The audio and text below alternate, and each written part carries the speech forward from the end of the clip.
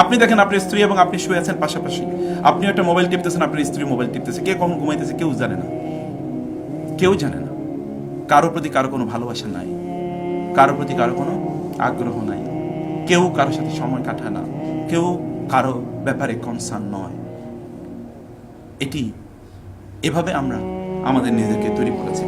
মানুষের জন্য করার সবচেয়ে গুরুত্বপূর্ণ ইস্যুটি কি জানেন? আপনি মানুষের জন্য যা করবেন আল্লাহ তাআলা আপনার জন্য তাই করবে। ওয়াল্লাহু ফি আউনিল আবদি মা কানাল আবদু ফি আউনি আখিহি। আপনি অন্য কোন মানুষের জন্য যা যা করবেন আল্লাহ তাআলা হুবহু আপনার জন্য তাই করবে। আচ্ছা, এর চেয়ে বড় আর প্রতিজ্ঞা কি হতে পারে? এটা আল্লাহ তাআলা করবেন, আল্লাহ তাআলা করবেন। তাহলে আপনি অন্যের জন্য হাত বাড়িয়ে দেন, আল্লাহ আপনার জন্য হাত বাড়িয়ে দেবেন। বরং আল্লাহর হাতটা তো আপনার হাতের চেয়ে অনেক অনেক বড়, তাই না? রাসূলুল্লাহ সাল্লাল্লাহু আলাইহি ওয়াসাল্লাম তো এই কথা বলেছেন।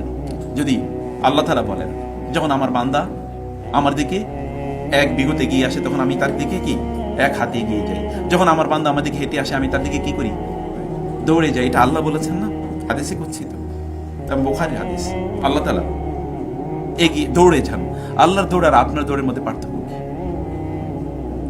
আল্লাহর দৌড় আর আপনার দৌড়ের মধ্যে পার্থক্য